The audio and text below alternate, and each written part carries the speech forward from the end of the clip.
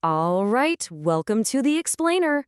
Today, we're diving into a book with a truly radical premise, exploring an idea that, if it came to pass, would reshape society from the ground up.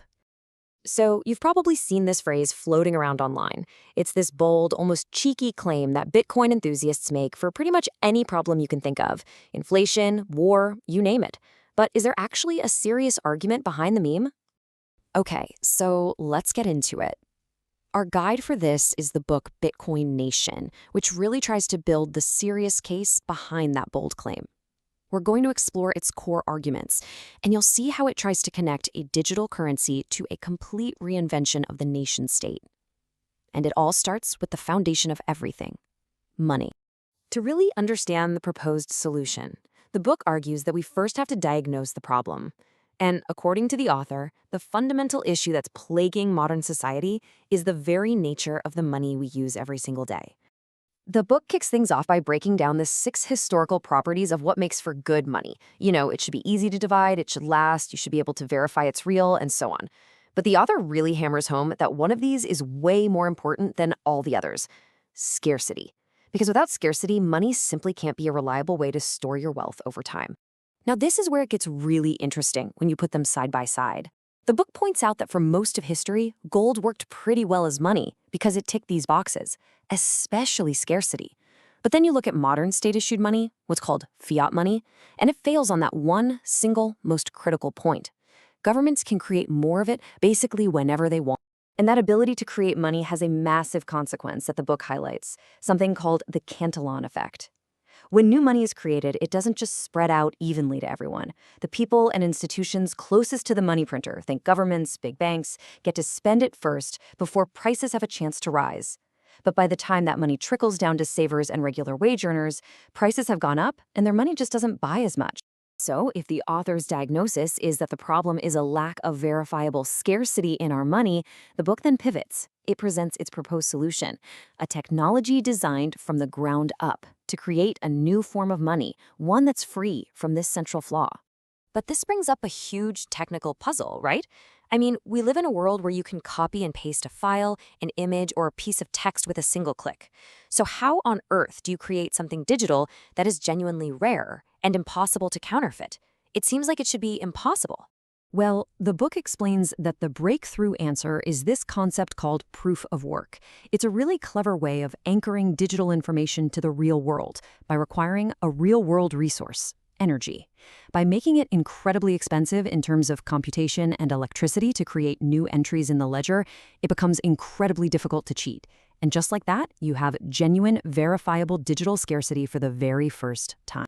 And this whole system is held together by some brilliant game theory. The author compares it to a Mexican standoff. You have thousands of independent miners all competing with each other, but it's in everyone's individual self-interest to play by the rules. Why? Because it's just way more profitable to cooperate and secure the network honestly than it is to try and attack it. Cheating is simply too expensive to be worth. So a crucial point the book makes is that this isn't just another tech product that can be replaced by a newer, better version next year. The author argues that the discovery of absolute, verifiable digital scarcity is a singular event, kind of like the discovery of the number 0. Any copycat, by definition, can't replicate the unique origin story and the massive network that the first one has. And this is where the book takes a huge leap. The argument is that a money with a fixed, unchangeable supply doesn't just change our wallets. It has the potential to change the very nature of government itself. The book brings up this famous Churchill quote, but not to praise democracy. Instead, it uses it to ask a pretty provocative question. Is this really the best we can do? What if we've just stopped innovating on our most important social system, how we govern ourselves? And this is the core idea that gives the book its title.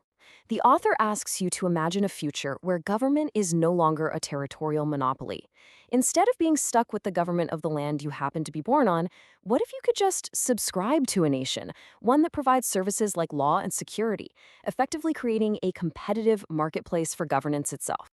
Now, I know what you're probably thinking. That sounds like something straight out of a sci-fi novel. How could a world of competing, non-territorial nations possibly ever happen? Well, the book lays out a speculative but really thought-provoking path. The catalyst, according to the book, isn't some violent revolution. It's a slow-burning crisis the author calls the demographic bomb. The theory goes that as populations in Western nations get older and welfare systems become strained, the tax base will shrink. This will force governments into a desperate competition with each other to attract and keep productive, tax-paying citizens from anywhere in the world. So this slide lays out that speculative timeline. It starts in the 2030s when that demographic pressure really ramps up.